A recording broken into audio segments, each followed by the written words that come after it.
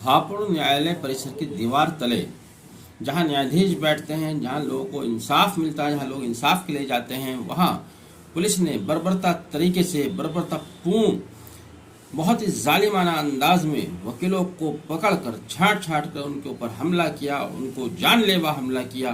किसी के मुंह पर चोट आई है, किसी के सर में चोट आई है, किसी की हड्डियों में चोटें आई हैं।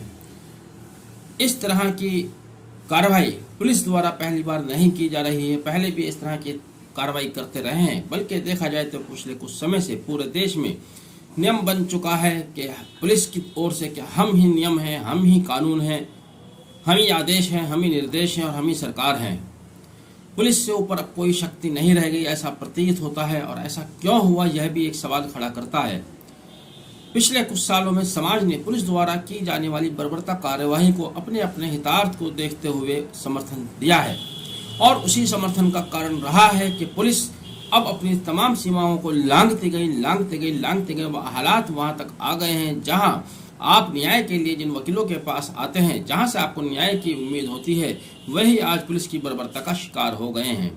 मैंने ऐसा इसलिए कहा, कुछ साल पहले आपने देखा दक्षिण भारत में एक रेप हुआ जिसमें पुलिस ने 8 आरोपियों को अगले ही दिन उठाकर एनकाउंटर कर दिया। तब लोगों ने पुलिस वालों के ऊपर फूल मालाएं डालकर स्वागत किया। इसके अलावा विनय दुबे का इसी तरह से हत्या पुलिस द्वारा की गई, जिसको एनकाउंटर बताया गया। किसी लड़की के साथ गैंग रेप होता है, उसको रातों रात जला दिया गया, उस पर समाज खामोश रहता है। विनय दुबे की हत्याकांड के ऊपर समाज खामोश रहता है। किसी और इसी तरह से राजनीतिक अपराधियों की कई सारी हत्याएं की गई, कहीं बुलडोजर चलाकर लोगों के घर तोड़ दिए जाते हैं। तो समाज का उनको जब समर्थन मिलता गया, पुलिस वालों का गैर कानूनी काम करने का हौसला बढ़ता गया। लेकिन आप ये बात याद रखिएगा, चाहे कहीं पर भी ये फर्जी एनकाउंटर वाली बात रहे या राजनीतिक उद्देश्य से पुलिस वालों ने अपने प्रतिद्वंदियों की, सरकार के प्रतिद्वंदी की हत्याएं की हों, वकील समाज कभी भी खामोश नहीं बैठा। वकीलों ने फर्जी एनकाउंटर के खिलाफ भी याचिकाएं दायर की हैं, उनके मुकदमे लड़ रहे हैं। जहां हत्याएं हुई हैं, जहां बुलडोजर चलाए गए, वहां भी वकील लोग ही उनको न्याय दिलाने के लिए सामने आते हैं।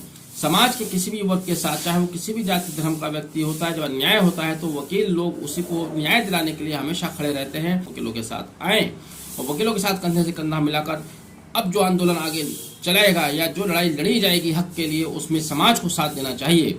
नहीं तो ये बात ध्यान रखिए कि अब कोई सीमा पुलिस वालों के लिए नहीं बची है।